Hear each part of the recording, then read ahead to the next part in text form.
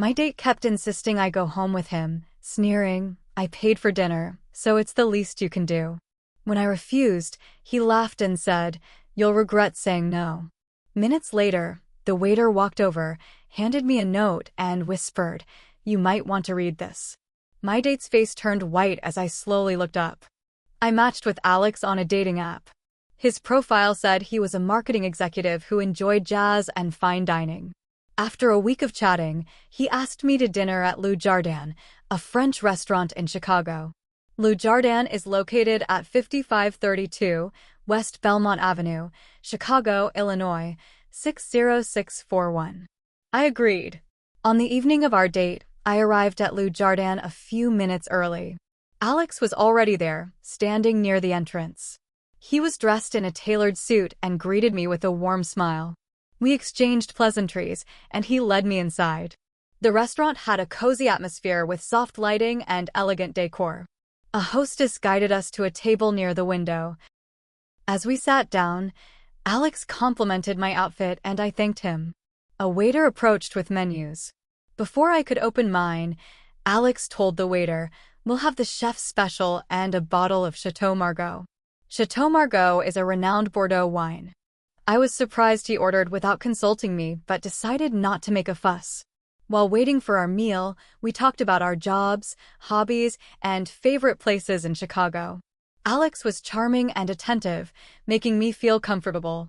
The waiter returned with the wine, pouring a glass for each of us. Alex raised his glass, saying, "To a wonderful evening." I clinked my glass with his and took a sip. The wine was rich and flavorful. Our meals arrived shortly after. The food was delicious, and we continued our conversation. Alex shared stories about his travels and experiences in the marketing industry. I listened, occasionally sharing my own stories. As the evening progressed, Alex's demeanor changed. He leaned in closer and placed his hand on mine. "I don't want this night to end," he said. "Come back to my place. It's nearby." I felt a pang of discomfort. "Alex, I've had a great time, but I think it's best I head home." He frowned but quickly masked it with a smile.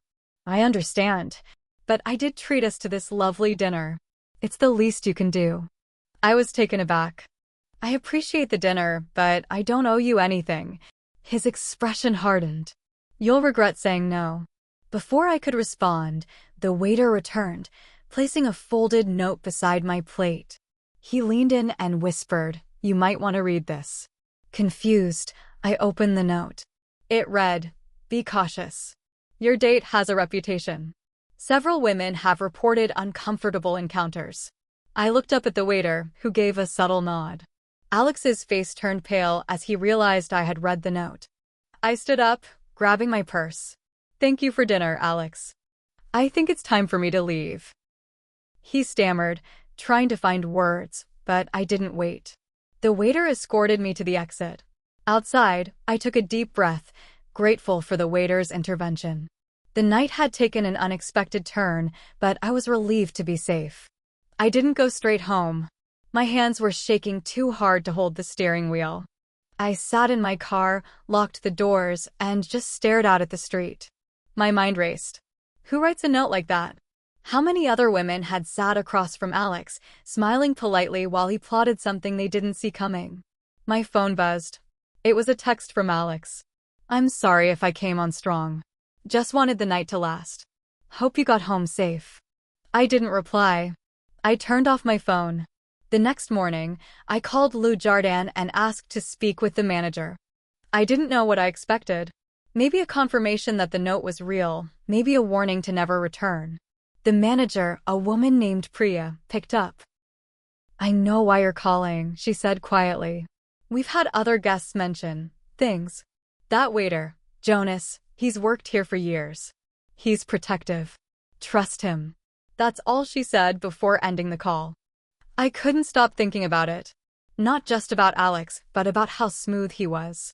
How practiced. I posted on a private Facebook group for local women and described what had happened. No names, just the story. Within an hour, 3 women messaged me. One had gone on a date with a man named Alex who pressured her to drink more than she wanted and made her uncomfortable when she said no to going home with him. Another said he got angry when she wouldn't kiss him goodnight. The third never met him in person, but said he sent increasingly aggressive messages after she canceled their date. They all sent screenshots. Same profile photo. Same charming messages. Same restaurant. I went back to Le Jardin that night. I needed to talk to Jonas. He was working, and when he saw me, he gave me a half smile, like he already knew why I was there. He's been coming in here for months, he said while folding napkins at a back table. Always different women. Always sits at that same corner table. I only said something to you because you looked like you were going to fall for it. And that look on his face? I've seen it before. That switch when you told him no. What happened after I left? I asked. He paid, left no tip, slammed the door on his way out. That's new. Usually, he plays it cool. Guess you caught him off guard. I didn't know what to do with all this. Report him? Warn others? I didn't even have his last name. But the screenshots gave me something. His full name showed up in one of the Venmo payments he sent to a woman for drinks. Alex Corwin. That same night, I searched his name online. There wasn't much, some business listings, and old LinkedIn, but I found a blog post from a woman who lived in Wicker Park. Her story was almost identical to mine. She had gone on a date with someone named Alex C., ended up feeling pressured and uncomfortable, and mentioned that he got weirdly angry when she rejected him. She even mentioned Le Jardin. I messaged her. She replied within minutes. He followed me home after I said no. I felt sick reading that. She said she went to the police, but nothing came of it. No threats, no physical harm, nothing they could act on. She'd filed a report just in case, but they told her it probably wouldn't go anywhere. I asked if she'd be willing to talk more. She said yes. We met at a coffee shop 2 days later. Her name was Natalie. She brought a manila folder with printed screenshots, text logs, even photos of Alex outside her building. I asked why she hadn't posted his name publicly. He's smart, she said. He'd sue. And it's my word against his. That's when we made a plan. We started a private group chat with the other women who'd messaged me.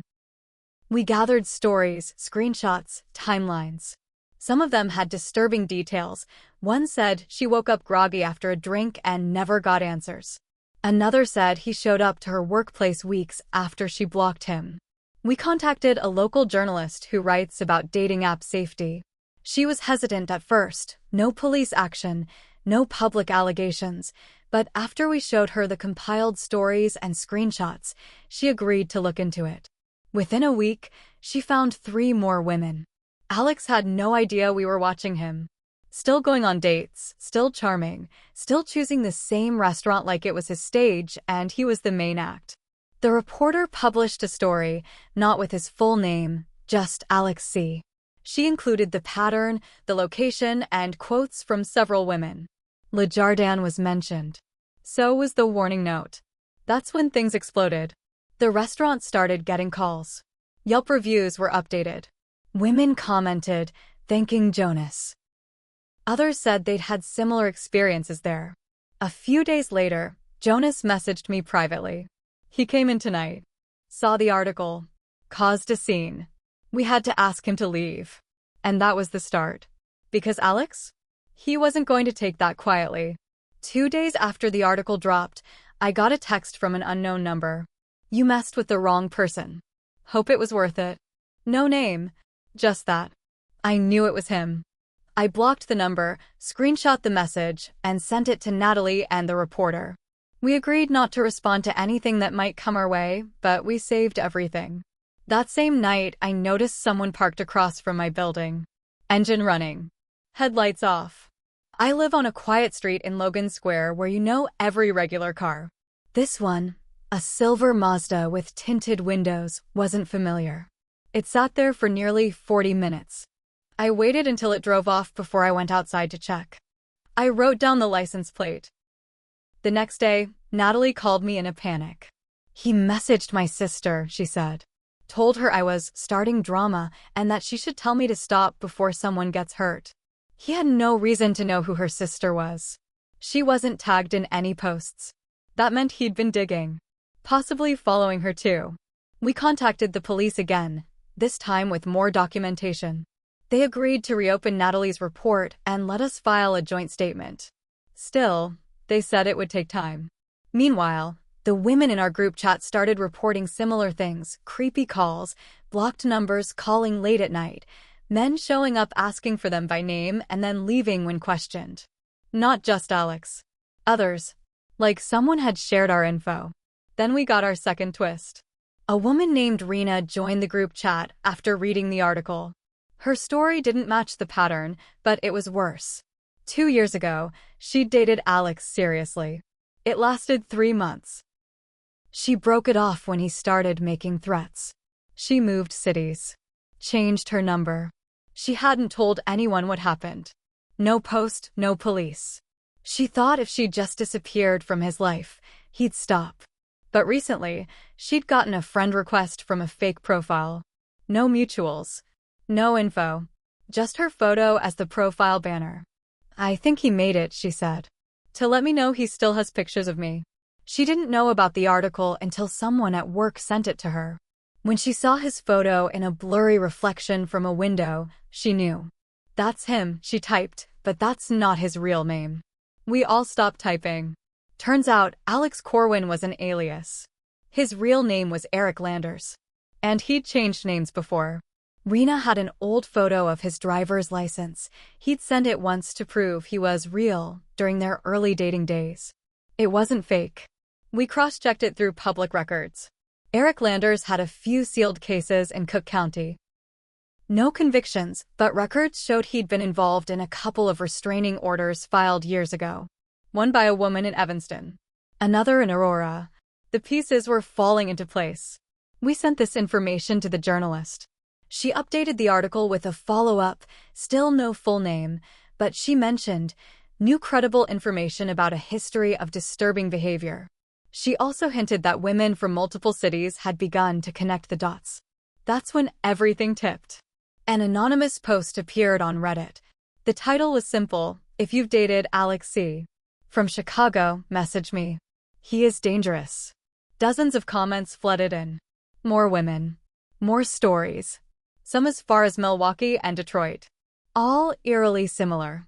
Same charm. Same pressure. Same threats. But someone else posted something that made my skin crawl. This guy used to hang around a bar in Wicker Park. Told people he was a photographer. Took pictures of women without them knowing. He once bragged about having a whole folder full of them. He said, "They'll regret ignoring me." That was enough for the police to take a deeper look. Natalie got a call. So did I. They were opening an official investigation under his real name now. They'd pulled surveillance footage from Le Jardin. They were asking other restaurants to review their security logs too. But Alex, or Eric, wasn't quiet. One night, my doorman stopped me on my way in. He handed me an envelope with my name on it. No return address. Inside was a printed photo. It was me, sitting inside the cafe where I'd met Natalie. Taken from outside, through the glass. A sticky note was attached. "Still think you're in control?" I sat on my couch for 2 hours, door locked, holding the photo. I felt sick. It wasn't just a scare tactic. It was proof that he was following me, watching. He was escalating. I called the detective. They sent someone that night to collect the photo. I filed another report. Now it was harassment. But even with that, he wasn't stopping. One of the girls from the group chat, her name was Sam, said her tire had been slashed. Her front porch had slut scratched into the railing. No cameras. No witnesses. Just rage. We were all targets now.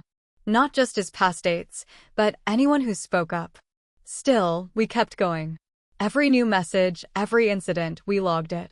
Screenshots, emails, timestamps. A spreadsheet that was now over 50 pages long.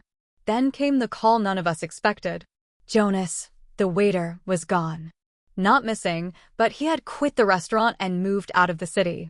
The manager said he got scared. Said he found a dead bird in his car. No witnesses. No proof. Just a warning. We tried not to panic. But the fear was real. This wasn't just about bad dates anymore. This was someone spiraling. And we were all tangled in it. 2 weeks passed. Things got worse. Natalie's car was broken into. Nothing stolen. Just her glove box dumped out and her rearview mirror torn off. A message was scratched into the windshield with a key. Enough. Rena found her dog bleeding from a cut on its paw. The vet said it wasn't accidental. A clean slice. She moved out that weekend, changed her number again, and left the group chat. We didn't blame her. We were all unraveling, paranoid, barely sleeping. I kept a bat by my front door. I bought pepper spray. I installed cameras. But I still felt exposed. Then one night, while reviewing the spreadsheet of all the women, I noticed something I hadn't seen before. A pattern. Every few months, there was a new burst. 3 or 4 women from the same neighborhood, same bars, same routines. Then silence. Then another burst, new area. I mapped it out. It wasn't random. He was doing it in cycles. Testing boundaries. Seeing what he could get away with. If someone said no, he'd back off, but only until the next target. I brought the map to the police. They were already watching him, they said. He was still active. Still going on dates. Still trying. But they didn't have enough. Until one woman went to the ER. She wasn't in our group chat. None of us knew her. But she showed up at the hospital one night with a concussion and scratches down her arms. She told the nurse it was from a date gone wrong. She'd said no. He'd pushed her. She hit her head on the corner of a coffee table. She gave his name. Alex Corwin. The hospital flagged it. Called the police. She didn't want to press charges. Too scared. But they matched his description. They now had physical harm, a witness, and a pattern. It still wasn't enough. So we took matters into our own hands. It started with Natalie. She went back to the same dating app, made a new profile. Different pictures. Different city. Different job. But the same bait. Loves French food. Looking for someone who enjoys a good bottle of red. It didn't take long. He matched with her new profile in 4 days. Started messaging. Same smooth lines. Same fake charm. She played along. Kept every message. Flirted, even. He suggested dinner. She suggested Le Jardin. He agreed. She told us the plan. The group chat lit up. We decided this was it. No more waiting. On the night of the fake date, Natalie wore a hidden camera. I sat 2 tables away. Sam and 2 other women were in the back, phones ready. Jonas wasn't there, he'd left, but another waiter from before agreed to keep watch. He walked in like he always did. Suit. Smile. Flowers. He didn't recognize Natalie. She kept it cool. Polite. Asked questions. Played the part. When he leaned in and said, "You're even prettier than your photos," she smiled back and said, "So are you, Eric." He froze. That was our cue. I stood up, walked over to the table and dropped a folder in front of him. 57 women. 12 cities. For restraining orders. 2 current police reports. 1 woman in the hospital. Sam started recording. He stood up fast, knocking over his chair. "You're crazy. You don't know what you're talking about." "Sit down," I said. "Or we'll post everything right now." He looked around the room. People were watching. 1 woman started filming. He turned to leave. That's when 2 plainclothes officers walked in. The woman from the ER had changed her mind. After talking to the detective, she agreed to press charges. And now that he'd shown a pattern, and Natalie had recorded him implying he deserved something for dinner again, they had enough. He didn't get far. They stopped him at the door. Read him his rights. Handcuffed him right there in front of us. He shouted, twisted, tried to say we were all liars. But no one cared. No one listened. I should have felt relieved. But the truth is, I made mistakes too. I ignored red flags. I laughed off the pressure. I didn't ask enough questions. I thought fancy wine and charm meant safety. And the bigger mistake? I thought walking away was the end. It wasn't. He made us remember him in every shadow, every unknown number, every creak in the hallway at night. But now he remembers us. Every courtroom hearing, every woman's voice, every record we handed over, every face he thought he could intimidate. He remembers the date that went wrong. He remembers the waiter who warned me. And most of all, he remembers that we weren't scared anymore.